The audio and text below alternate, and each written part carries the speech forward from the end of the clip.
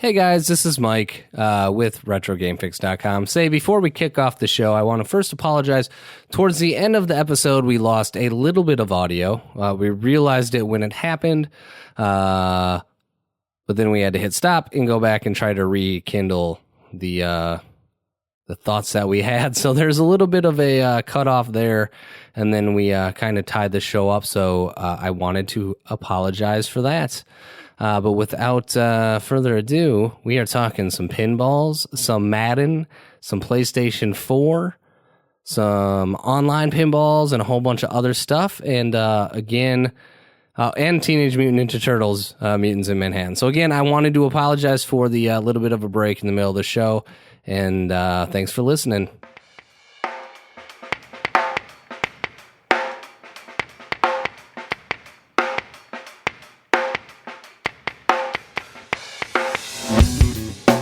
Hey everybody, welcome back once again to the RetroGameFix.com Retro Jones podcast number 89. This is your host Mitch. And this is Mike. And I about forgot like my line. I've done it 88 times. That was my 89th time doing it. Fucked it up. What website is this again? And I'm like Retro City Rampage. That's about what I said. It's a Retro City Rampage episode number... Wait. Nope. That was wrong. I just went with it. But anyway, here we are once again. What's up, Mike?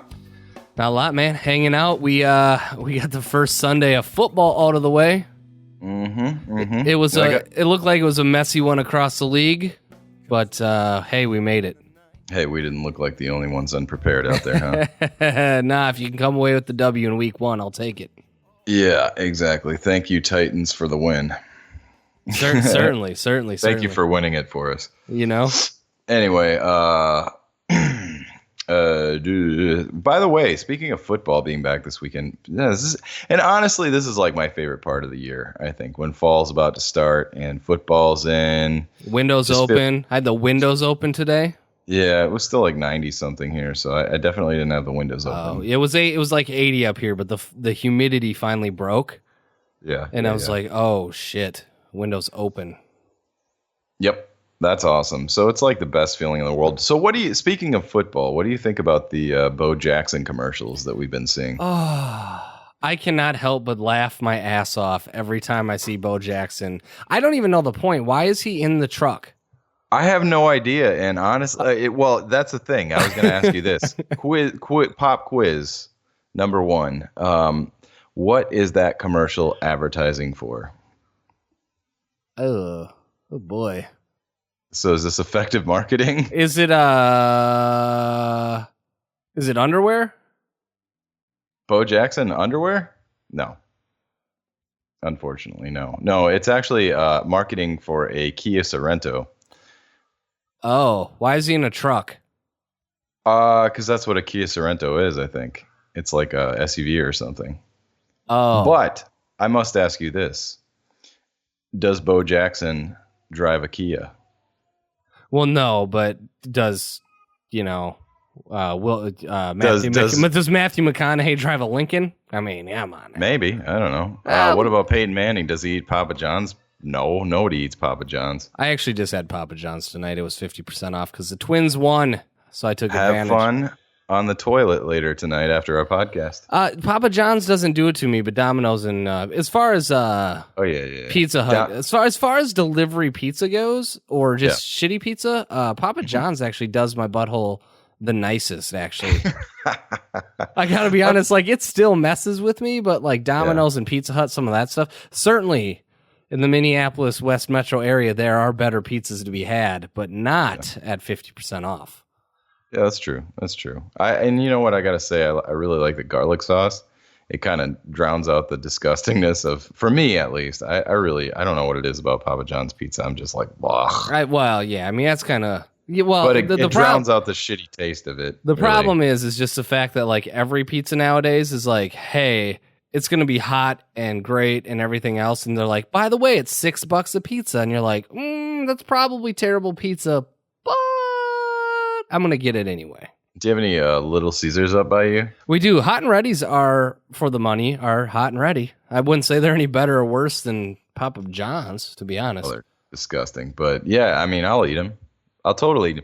We have this place that was like, these have kind of been popping up all over. I'm sure the country, not just Atlanta, but maybe the last 4 or 5 years. All these like $5 large pizza places where you can kind of pick your topping. Oh yeah, yeah. Man, I'd always get the one with like bacon on it. That's great for $5, or like pineapple. Well, it's the processed cheese that really it's like I'm just gonna but it's $5. Like, do you want? Look, McDonald's is $10 nowadays. You can tell me I can get a full large pizza for $5. Totally. I'm not gonna ask questions. No doubt, man. It's like, seriously, you'll spend the rest of the night again on the toilet, but I don't know. It's like buying a gas station burger if you're really hungry or something, Sometimes you got to do what you got to do. It's kind of a fair trade. It's kind of one of those wink situations where you're like, I know I shouldn't be paying you, but here's $5. And they're like, it's going to F you up, but it's food, kind of. Enjoy. You know what they should do is they should throw in a roll of toilet paper or something with each of those pizzas. Maybe for an extra 50 cents or something. That'd be better marketing than putting Bo Jackson in a Kia Sorrento commercial. I don't know. Bo Jackson's hilarious, but like the thing is, I'm thinking Bo Jackson, that's hilarious. I'm like not thinking about whatever it is they're advertising. I didn't even know that. I saw like several different commercials with Bo Jackson on Tecmo Bowl, and it was funny because the first one that we saw when the Broncos, the opening night when the Broncos were playing the Panthers, we both texted each other you texted me before I could hit the send button, but we texted each other the exact same, like, oh my God, Bo Jackson's the greatest thing ever. Like, Bo Jackson dunked a Kia. They said that ain't never been done before. ESPN 30 for 30 on Bo Jackson. You know what? What? If it's the Bo Jackson 30 for 30, it actually is a 50 for 50. Bo Jackson gets the Chuck Norris treatment. He does. They said that ain't 50 for 50. Ain't never been done before. They say ESPN 30 for 30 was done 30 times prior to... I got nothing. Yeah, it works. But anyway, so I don't even know how we got off on that tangent. Football's back. Football's back. Football is back, yeah. Yay. So anyway, okay, besides football being back, eventful week, yay, nay? Yeah, kind of. I have a Craigslist story. I pre-ordered a couple PS4s. Of course you did. I actually am enjoying Madden. That's going to sound like a broken record. No, I feel like we're in Twilight Zone here. I played the Teenage Mutant Ninja Turtles Ninjas in Manhattan or Mutants in Manhattan. That looks so cool. I'm interested to hear what your thoughts are. I already have an inkling of what your thoughts are on this, but I'm interested to find out why later at some point. Okay, what else? That's kind of pretty much everything I've done all week. I gotcha. Yeah, I mean that's pretty much it. I did some other little gaming here and there with some Destiny, and then a couple other random games, but nothing to really speak to. What's going on in the southeastern area of the United States in Georgia? Well, it's still super hot, and there was that hurricane that had come through, I guess, like a week or so ago, whenever that was, and like last weekend, I guess Friday. And I totally was nice out finally. It's been like 97 for like the last 3 months. So I've been like, I'm not going outside for anything. And it was finally nice out. So I was like, you know what? I've been waiting to do for now at this point, it's years. And I alluded to this last time as well, but the twin win pinball, the Bally twin win pinball that I have sitting in my garage, has finally been sanded down. I finally took that first step because I did the top of it, the head, or like a year or so ago, and it looks fantastic. And I was just gonna sell the project for like $250 because I got it for free at some point from someone. And you know what? I'm enjoying the project. I forget how much I like restoration. It's been a long time since I've restored anything. And I really just miss the process, It's something where, you know what it is having a kid now. Now I don't have. It's not something I can go outside and spend 6 hours on now. But I've been kind of just kind of saying, okay, well, I'll do a little bit every single day. And I finished my fourth layer of Bondo the other day, or today, actually. I sanded my fourth layer of Bondo off, and it's flawless. Like the body of the pinball machine is flawless. So I also threw my first coat of primer on there, and I'm actually really totally looking forward to that. And the thing about this is I'm going to re-stencil it and everything. The playfield's in really nice condition. Back is in amazing condition, except some dumbass like accidentally spilled like a drip of paint thinner down one of the parts. So it's just like I think the hot girl in the back glass, her face is kind of a little funky on one end, but whatever. I don't care. It's a project, but this is one of the few ones that I've actually I don't have it working yet because I don't really know much about electromechanical pinballs. But not that I think it's going to be hard, but I usually have to get everything working 100% before I do restorations. And this one, I'm just like, I'm going to restore it cosmetically first, and then I'm going to get it working. So I don't know. I'm having fun. It's cool. It really, like I said, I forget how much I like. Okay, I hate sanding. Sanding sucks. It's like the worst. But once you get to the Bondo layers, it's fun, man, because it's just one of those things where it's funny too because have you ever Bondoed anything?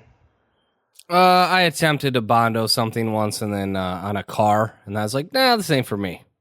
Yeah. So, well, it took it. I mean, I don't know. I've been doing it for years. So at first it was totally not like the most natural thing in the world. But, I've come to find out that I've been doing this for years, but, it took me a while to figure out that you have to sand everything down. Like, for example, on one of the sides, if I got a big gash in it, I just slap some Bondo on it and then wait for it to dry fully and then sand it so that basically it's funny. I could use half the can of Bondo on a big scuff or something like that. And it comes out to be a thimbleful that I actually stays on the actual machine. You know what I'm saying? Mm-hmm.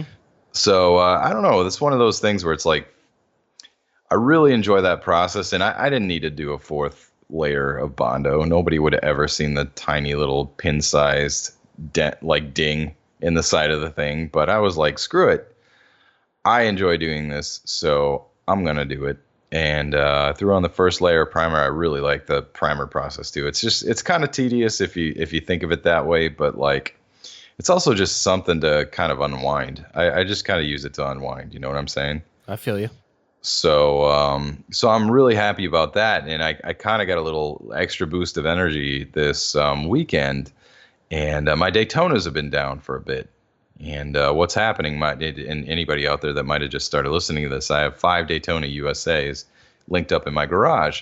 And what was happening was that I'd flip them all on, and they'd be on perfectly. It'd be in attract mode for a couple minutes, and then all of a sudden it'd disconnect the link. And then, of course, I don't know what that was. But anyway, so I just linked up 4 of them because I suspected it's one of the fiber optic cables that connects the 5 of them. And I think I was right about that. So I've got 4 of my machine. I've got 4, 2 twins, basically, 2 Daytona twins. So 4 machines linked up. And I think that's what I'm going to keep linked up. Because the thing is, having a kid now, his bedroom is right above the Daytonas. So I can't go in there at midnight like I used to every single night and play Daytona, because if they're all linked up, if you hit start on one, then the music starts on all the other 4 and it's loud as hell, and it's just too much of a pain in the butt to go and turn every one of them down. So I just linked 4 of them up, and I kept one as a single so I can really just adjust the volume, turn it down, and I've just been jamming on some Daytona. It's been fun, man. I even brought my son down there so he could check it out, and he thought it was awesome. He just kept pushing the different view buttons. So I'm just racing along, and I'm in the car, out of the car, no car, So he thought that was amazing, and so did I. But so yeah, man, I know you got a lot of stuff to do, so I'll keep this other part short. But my continuing never-ending saga of the Ghostbusters pinball, which someday I hope it does end because I'm tired of this. I still don't have a Ghostbusters. Surprise, surprise. how long has it been now? It's been like months. So anyway, I keep missing these awesome deals. What were the two? One of them was Pinbot. You said you'd be interested in the two NES games that were pinballs, yeah, right? I'd probably go after a Pinbot or a High Speed. Yeah, High Speed. Yeah. Okay. All right. That's what I thought. High Speed. High Speed. Somebody had a High Speed and a Williams Fire, which is basically based on the Chicago Fire of 18 whatever. Which Fire is like on my short list. It's like on my B list. You know what I'm saying? It's not on my like A list, but it's on my B list. And High Speed's a great game too.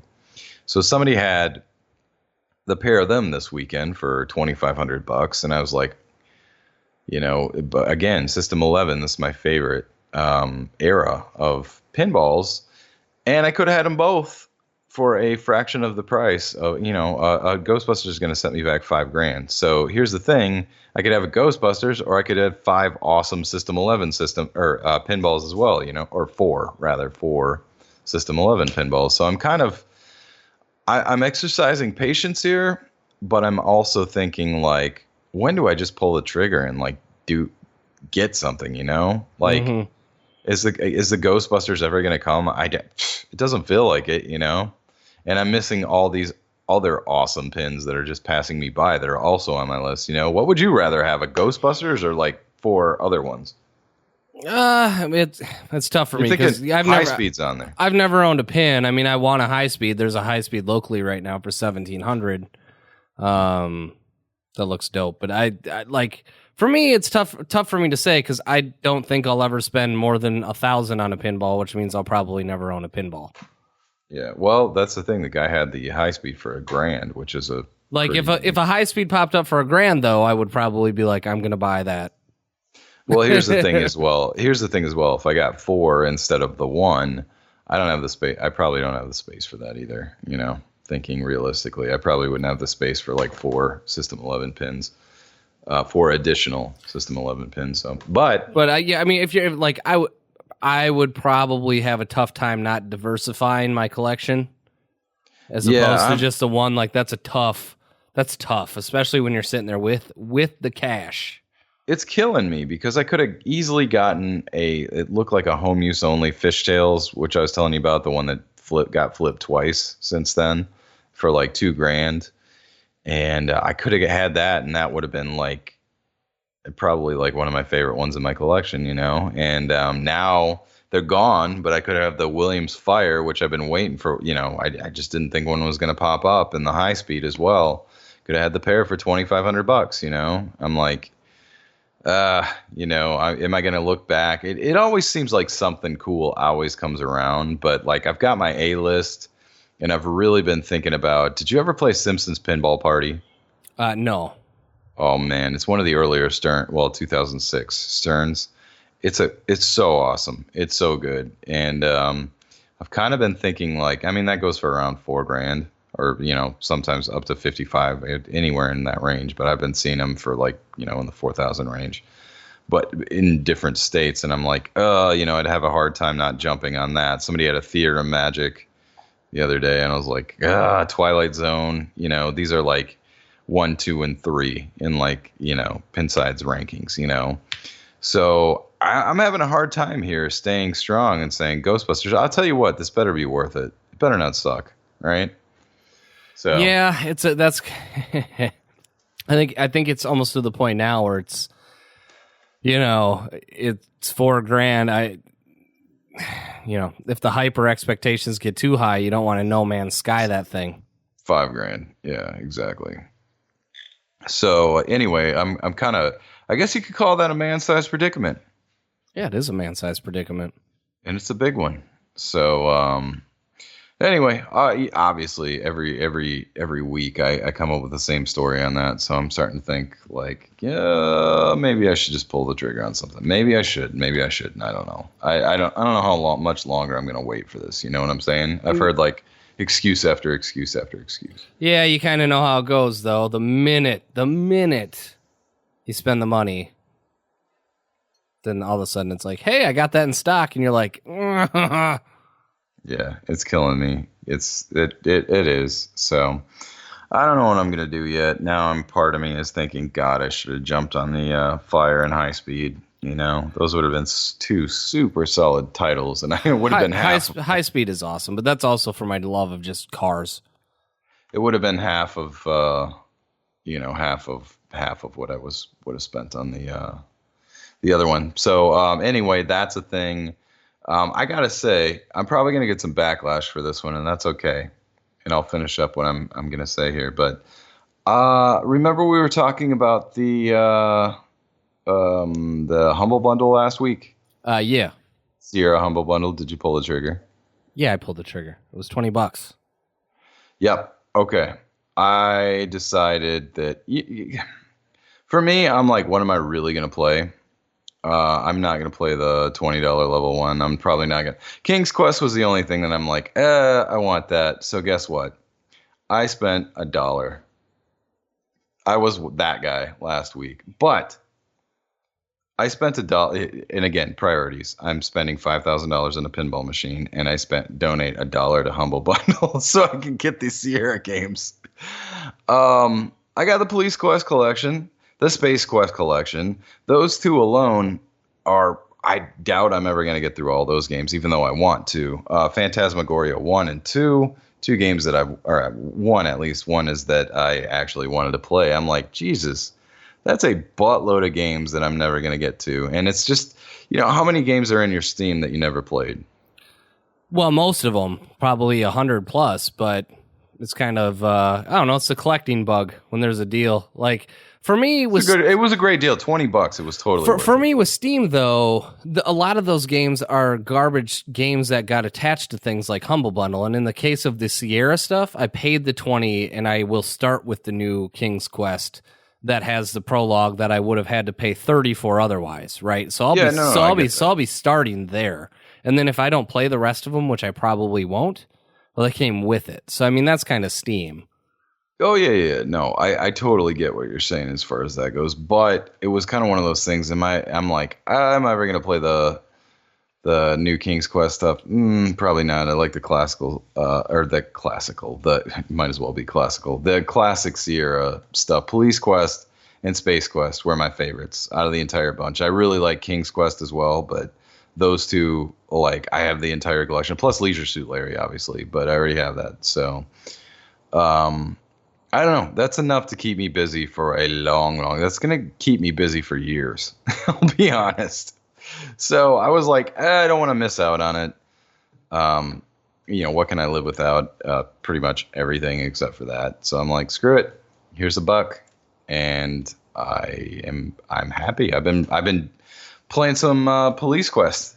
So I don't know. Call me a cheap ass on that, but that's okay. I'm happy. So yeah. So anyways, that's my long-winded. I've got other stuff too, but you got stuff too. So what, Mike? Take us somewhere. Yeah. So on Wednesday, PlayStation announced a PlayStation Pro, and so with the iterative console releases, which most console gamers were mad at, and so if you're interested in hearing a lot of thoughts on the iterative console releases, I've done multiple podcasts on them, but it basically boils down to this. Gamers, whether they have asked for it directly or not, and this is the funny part, manufacturers want to go with basically half-step console releases that deliver more power or more functionality, right? We're 3.5 years into this console cycle, and gamers are essentially like, why are you doing this? And it's funny. Especially, well, I know you've covered on this too, but especially when it's like, where are the games? Well, yeah. How about focus on the games? Yeah, that's the other part of it. But the funny part is, it's like, this all started when console gamers decided they were going to continue to get into pissing matches online about resolution and frame rates. And so I'm not going to get into all that detail because it's a vocal minority. It is a vocal minority. But anyway, the console manufacturers have been looking for a reason, essentially, to get out of these 5, 6, 7 year life cycles and get to something shorter. And so Xbox announced their Xbox One S, which was a slim version. Sony announced their slim version. This isn't anything new 3 to 4 years into the life cycle. And then E3 this year, Microsoft announced that they would be releasing early next year a really powerful new Xbox. And so this last Wednesday, Sony decided they were going to hold a press conference to announce what they are calling the PlayStation Pro. And the PlayStation Pro has more power, approximately, I don't know it depends how you'd want to cube it up, but 150 to 200% more power than the new the PlayStation now, because the current PlayStation has 1.5 teraflops of GPU power, where the new PlayStation is going to have 4.5 teraflops. As far as 4K gaming goes, that's not enough to do native 4K gaming in most cases, depending on the game. Regardless, PlayStation 4 Pro gets announced, and that's the big thing is HDR, which is high dynamic range, color range. And so that's the big showing. And I'm sitting here looking at this thing. I got rid of my normal PlayStation a couple months ago in anticipation that this was going to get announced. Wait, you got rid of one of them? Got rid of one of them. Okay. They announced this thing, and I'm going like, I'm looking at it going, this is some bullshit. This thing is going to get all of the console gamers wet in the pants because they're all going to be able to argue about 4K even though it's not real 4K. I know this. And in the back of my head, I'm going, God damn it. I should have just kept my other PlayStation because now I want it because I started doing some gaming downstairs and some gaming upstairs. But I'm like, okay, here you go. So I pre-ordered this thing coming out in November for $400. I don't even have an HDR capable 4K TV, but I'm like, fuck it. It's $100 more than the PlayStation Slim, which was announced at $299. So I did that on Wednesday night. Fast forward to yesterday, and the PlayStation Slim is listed for pre-order on bestbuy.com for $299. The only difference is they have this PlayStation announced for pre-order with Uncharted 4, which I already have. I'm assuming it's a digital code, whatever. I can sell the digital code. And there was a PlayStation Platinum wireless headset announced that's worth $160. And they were going to include that in the pre-order. Really? And I was like, no shit. So for $300, you're going to give me the Slim PlayStation, an Uncharted 4 I can sell, and a $160 headset? I'm like, I'm in. So I have 2 PlayStation 4s pre-ordered. The question mark is whether or not that was a pricing mistake on bestbuy.com. But so far, there's no cancellations that have been sent out. And it's been all over the internet. And I would assume at this point, Best Buy would have sent the cancellations out already. Right. Because it was literally up all day yesterday and half of today. Oh, they pulled it? Well, it just finally said pre-order sold out for that bundle. And now it's actually not online. And so we'll see. We'll see if it gets fulfilled. It's supposed to be fulfilled Thursday. The only thing is the headset isn't supposed to be out till later this year, and no one's sure how they're going to handle that. Right. But that said, I want to say something. For people on Slick Deals, there's this thing on Slick Deals where it's like, never call about a deal. I just need to get this off my chest. It's 2016. Calling about a pre-order deal on bestbuy.com isn't going to kill the deal if somebody tries to call and confirm. The reason you don't call from back in the day is if it's something brick and mortar where something is mispriced and you can go in store and get it. And the reason you don't call is so employees don't pick it up for themselves.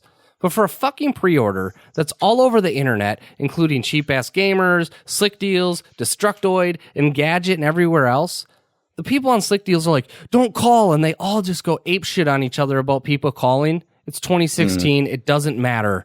If you don't think Best Buy has like mechanisms in place to deal with price mistakes and shit, you're wrong. It doesn't matter if people call or not. Yeah, exactly. Anyway, so I want to get that off my chest. But it's such a crazy deal. I don't know if it's going to hold because it certainly could have been a pricey mistake. But generally, I've had a cancellation notice by now. So here's the thing. If this one goes through, I'm going to keep the PlayStation, sell the headset because I have headphones and shit that I like. Oh, yeah. And then when the PS4 Pro comes out, I'll just sell the Slim or sell my other old one and then get the PS4 Pro. Right on. So that's a thing. So yeah, so I have $700 of PlayStations tied up in pre-order. So are you keeping your last original one or what? Yeah, so I moved that back. I moved that back upstairs. Okay. And now I don't have a PlayStation downstairs. So the reason that I got the itch again was because I finally started playing Madden again, and I alluded to this last week. But I traded in Madden on Xbox One, and I got it on PS4. And I think I realized that my problem with Madden, at least the last 2 years, was I was trying to play it on Xbox. And there's this nostalgia thing. And I've always played Madden since the beginning of time. You buy it every single year. On Genesis, PlayStation 1, PlayStation 2, PlayStation 3. And then I switched to Xbox, and I finally went back and bought it on PlayStation 4. I had a buddy at work that had it on PlayStation 4. We played a little bit online. And then, and then I played it down in the basement on the theater screen, and I was like, this is really good. And it did one of two things. It rekindled my love for playing games on the theater screen. Mm-hmm. And then it also made me realize that I can't always be in the basement playing on the theater screen now with the kid. And then I moved it back upstairs. But then on like nights like tonight where everybody's in bed, I'm like, I'd like to play that on the theater screen. But now I'm too lazy to bring the PlayStation back downstairs.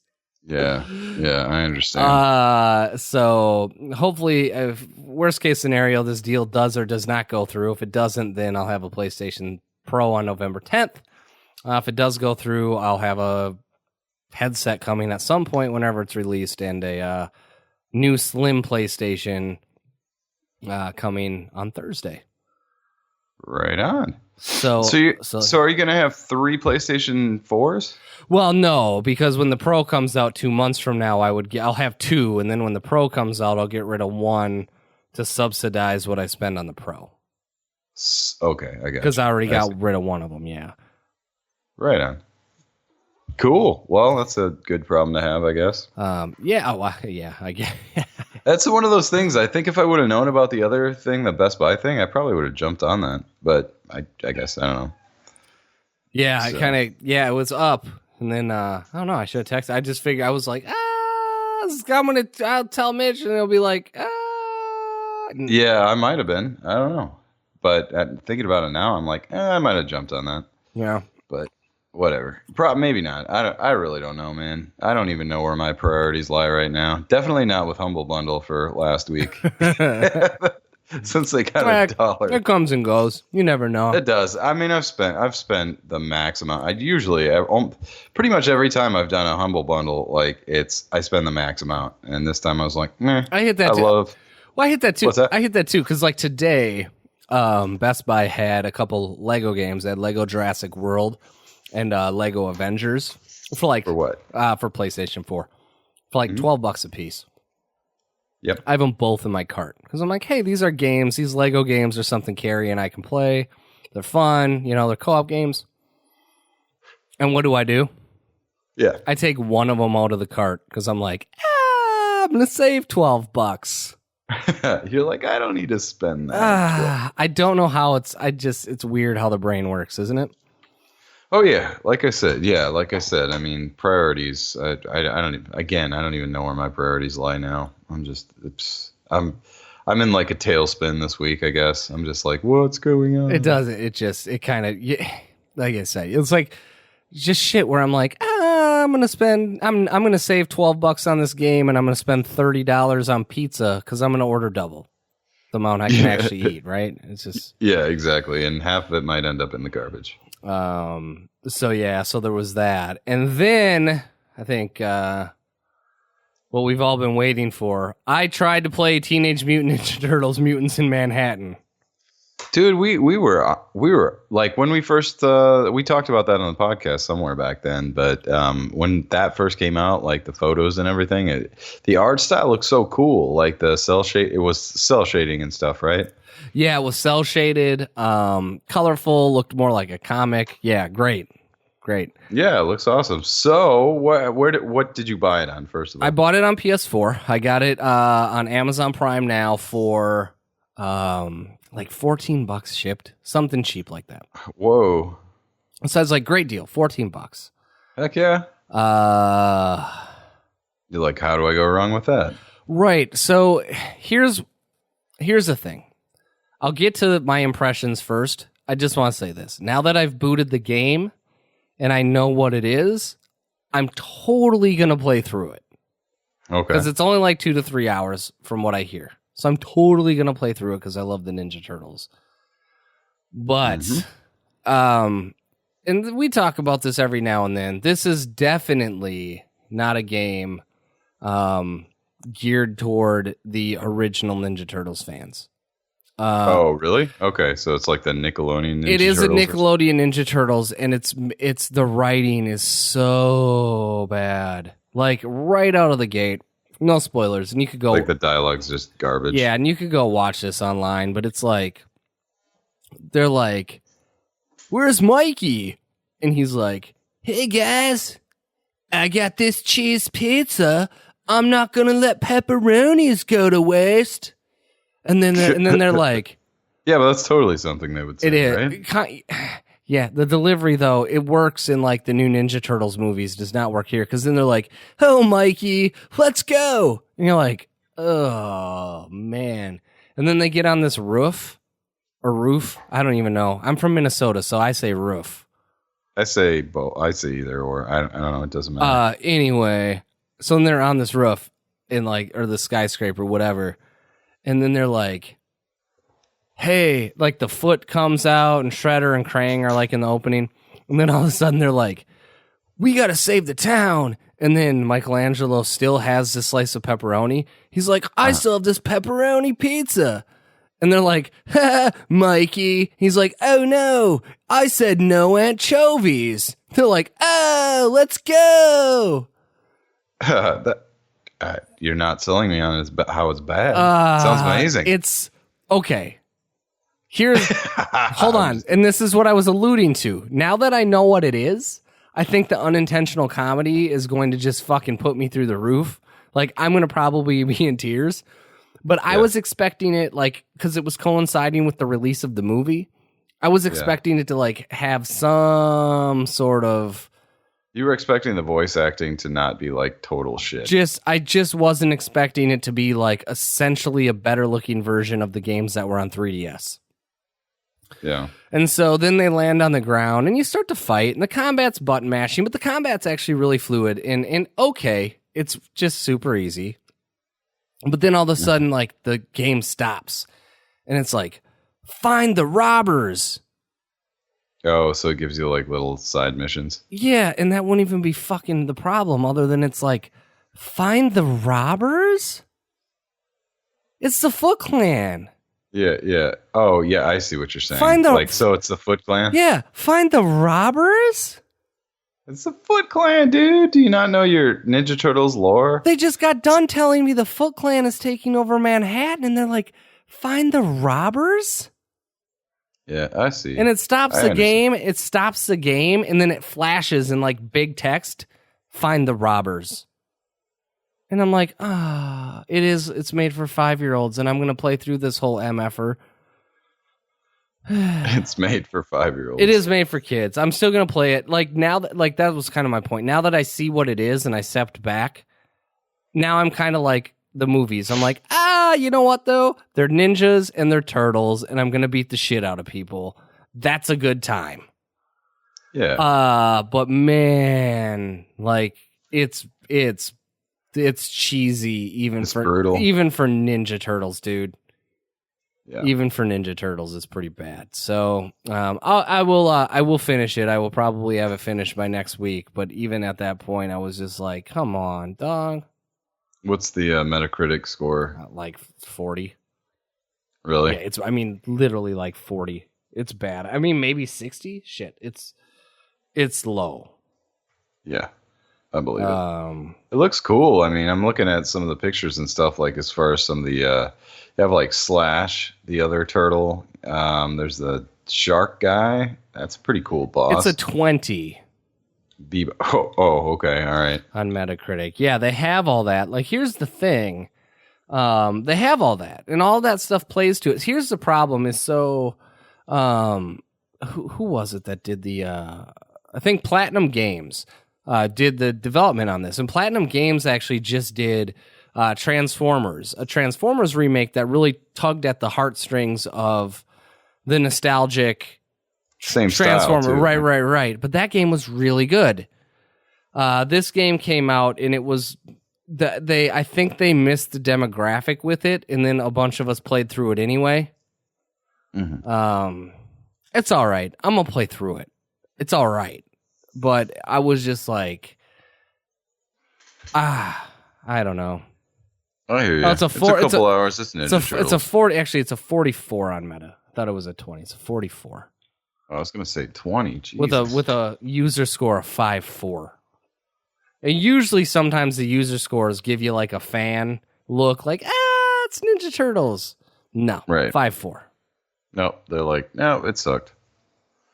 Well, play through it. Get back to me. I might still have to buy. Like, is it only on PlayStation? No, it's on Steam. I would just wait for the winter sale coming up here. I'll totally buy it on the winter sale for $1. Probably be $5 or something like that. I'm not above spending $1 on some games. I did it this last week. Well, it might be $5, so you are gonna have a tough decision. It's actually still $40 on Steam, dude. I'm not spending $40 on it. I'll spend $5 on it easily. I'll spend $10 on it. I'll say this: even from the literally the 10 minutes I played. I can easily say I know that it will be worth my $13. That was my next question. I was like, do you want your money back? Like, no, I don't want my money back. Like, I can tell you right now that the combat and the hack and slashy is going to be fun. It's just, I just watched Out of the Shadows, and I loved the first Ninja Turtles, even though like the Michael Bay over the top, the first new one.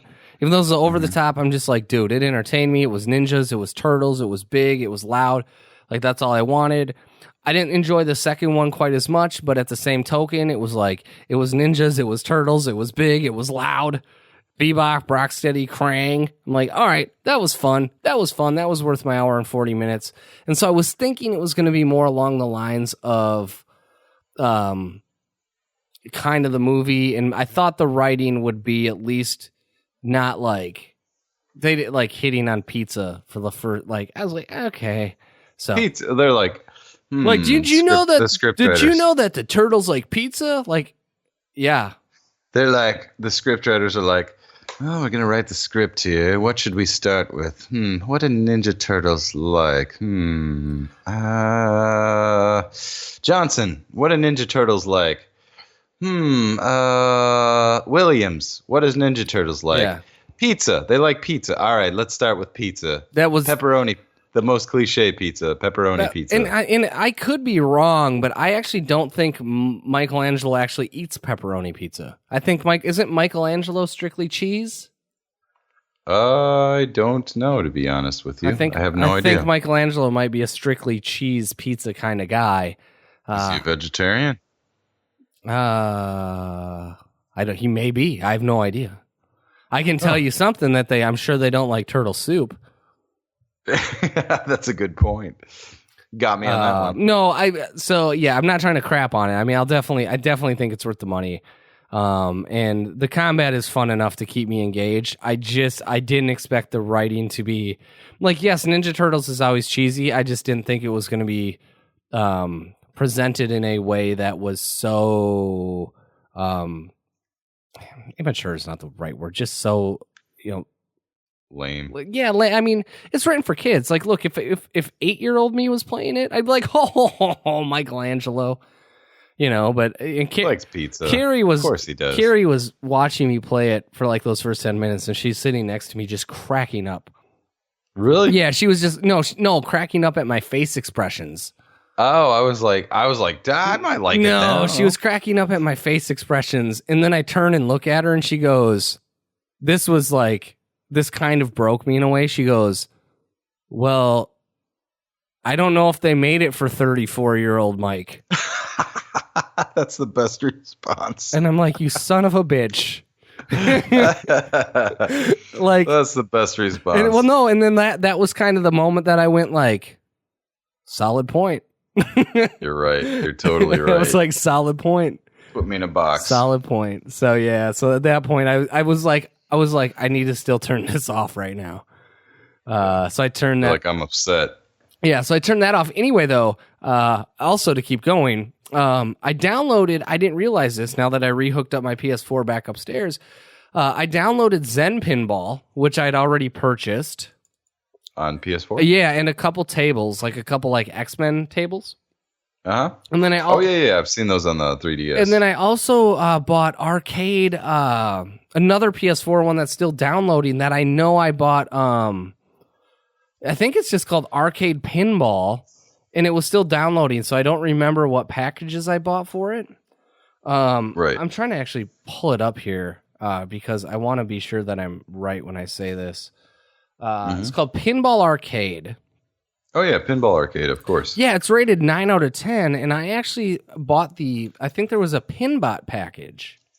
Really? For it. Uh-huh. And I don't remember because Pinball Arcade actually kickstarted some of their DLC. And I didn't get in on the Kickstarter. They did Bride of Pinbot.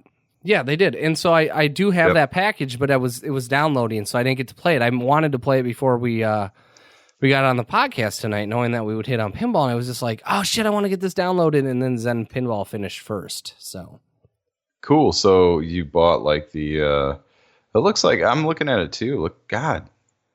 Okay, so you have to buy a specific package or something? Yeah, so you get the basic Pinball Arcade package. Yeah, I think you get. I think you always get Tales of the Arabian Nights with that one for free, which is awesome. Yeah, and I think there's a few more, but yeah, there's some Gottlieb, Williams, and Stern pinballs in there. So anyway, yeah, I have a package, and then after the podcast tonight, I plan on playing some of that. Right on, man. Well, I've definitely gotten into that. Some of that, because the Pinball Arcade, I can get that on the Vita. Vita. Thank you, the Vita. So I was thinking about downloading that myself. So yeah, sometimes it works, sometimes it doesn't work. So I know those are popular, and they have like a buttload of tables. So go for it. Let me know how it goes. I will definitely do that. Right on. So I guess that pretty much wraps up this week. Is there anything else that you wanted to add?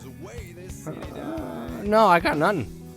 All right. Well, I've got some stuff in the pipeline that we'll talk about next week, but I honestly, it's just been a long week, so let's talk about it next week. But for the RetroGameFix.com, Retro Jones podcast number 89. This is Mitch. This is Mike. And we'll catch you next time. See you.